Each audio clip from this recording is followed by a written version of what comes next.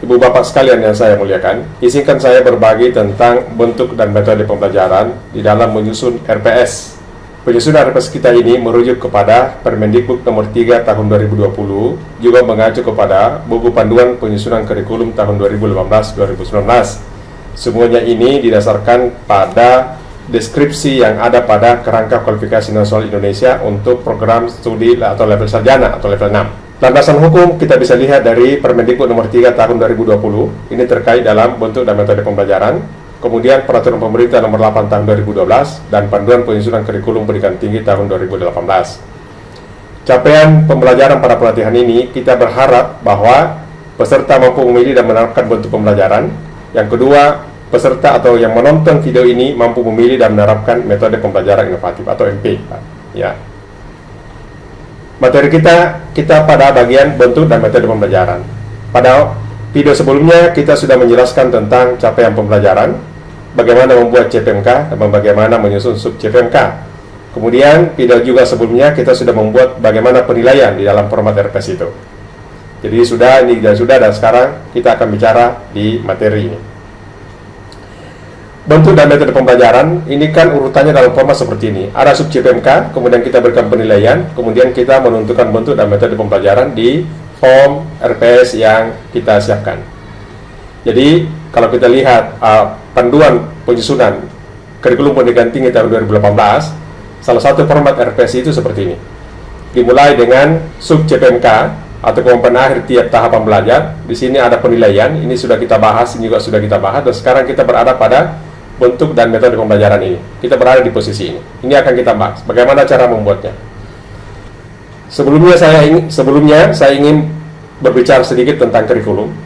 Seringkali kurikulum itu kita anggap hanya beberapa lembar kertas yang berisi daftar mata kuliah yang sudah dibagi ke semester, ada SKS-nya, dan mungkin ditambah dengan nama pengajar. Kurikulum, kalau kita lihat, tidak sebatas itu. Kalau kita merujuk ke Permendikbud nomor 3 tahun 2020 pasal 1.5, itu bisa kita dapatkan bahwa kurikulum itu adalah ada rencana, ada pengaturan, ada proses, ada kajian, ada penilaian. Jadi kurikulum itu seharusnya tebal karena memuat ini semua, yang jika orang lain atau stakeholder membacanya, dia akan mengerti bagaimana kurikulum ini akan dilaksanakan, direncanakan, dilaksanakan, dan bagaimana cara mengevaluasinya. Jadi kita akan bicara di proses pembelajaran, ya. Nah, kalau kita ke Permendikbud nomor 3 tahun 2020, di pasal 5 ini jelas bahwa ada 10 bentuk pembelajaran yang ada. Mulai dari kuliah, ada responsi dan tutorial, ada seminar, praktikum, dan seterusnya. Ini ada 10. Inilah yang disebut dengan bentuk pembelajaran. Kemudian, di pasal yang sama, di ayat 3-nya, ada metode pembelajaran. Di sini ada diskusi kelompok, ada simulasi, studi kasus, dan lain-lainnya. Ada 7 kemudian ditambah dengan 8 ini, ya, atau metode lain yang sangat efektif memfasilitasi pemenuhan capaian pembelajaran lulusan. Ini terbuka, jadi bisa ditambah. Cuma meskipun diberikan contoh metode pembelajaran, misalnya diskusi kelompok, simulasi, studi kasus, dan lain-lain. Jadi kalau kita bicara proses pembelajaran pada mata kuliah, di pasal ini ada bentuk pembelajaran terdiri dari kuliah seperti ini, Bapak Ibu sekalian, ya, para penonton YouTube. Kemudian metodenya seperti ini. Jadi kita bisa bedakan yang mana bentuk dan mana metode. Mana bentuk dan mana metode. Ya, di pasal 14 ada ayat 3 dan ayat 5 itu dijelaskan tentang bentuk pembelajaran dan metode pembelajaran. Setiap CPMK dapat menggunakan satu atau beberapa metode pembelajaran yang diwadahi dalam satu bentuk pembelajaran. Boleh, ya.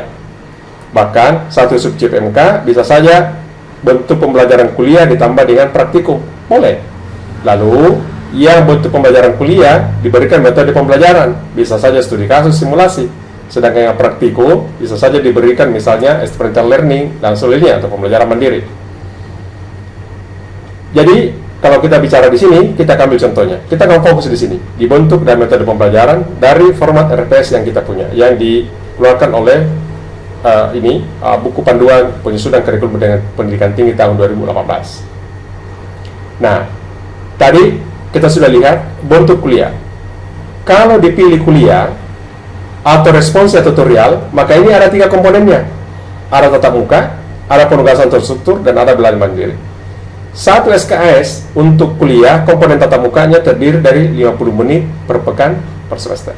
Sedangkan penugasan strukturnya adalah 60 menit. Belajar mandirinya 60 menit. Seringkali kalau kita kuliah hanya tatap muka, kalau 2 SKS berarti yang terjadwal cuma 100 menit.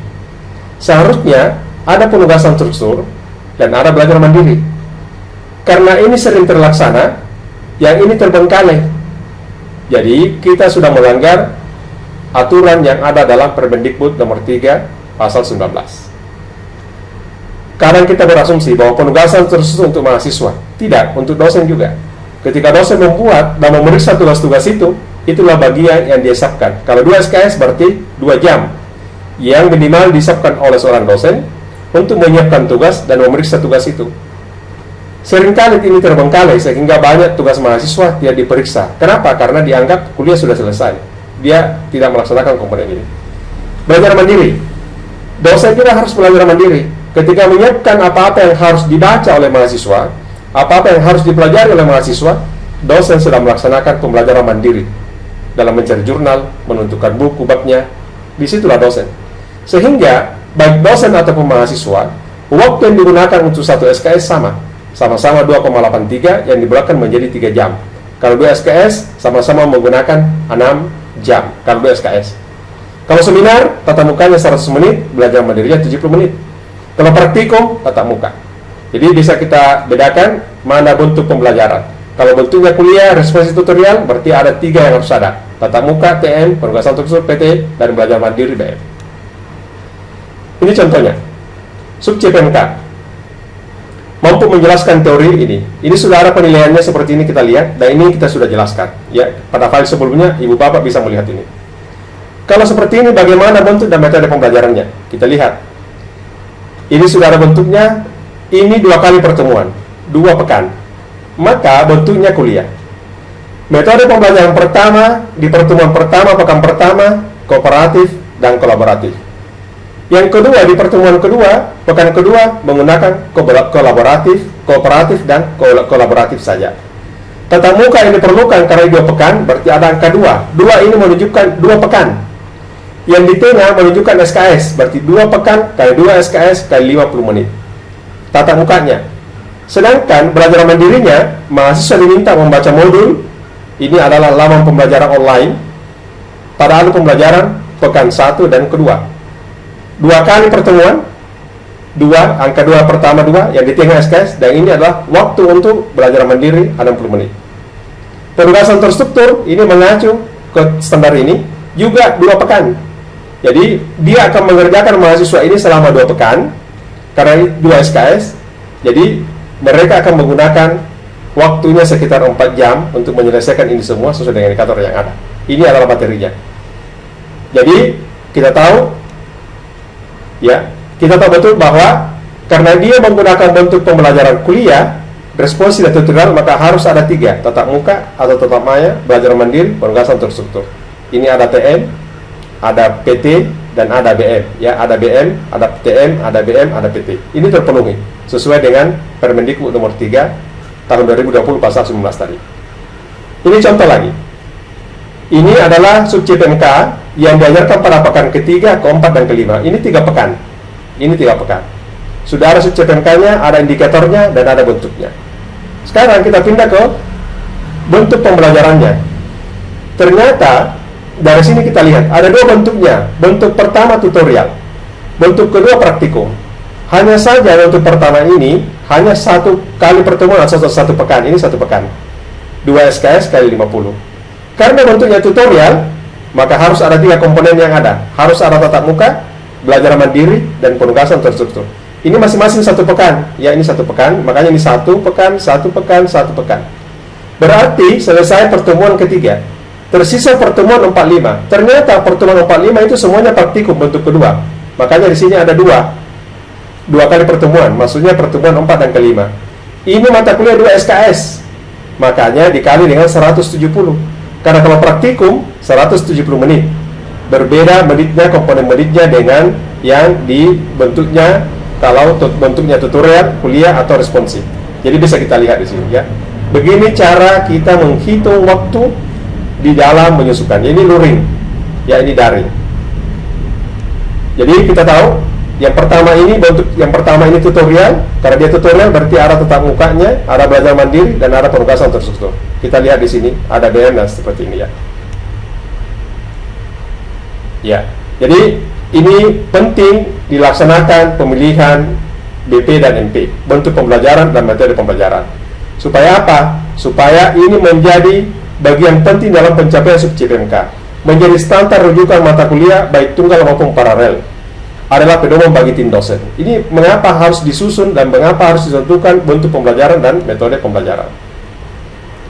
Jadi sekali lagi, ini yang harus kita pahami benar, bentuk pembelajaran, kemudian ini metodenya.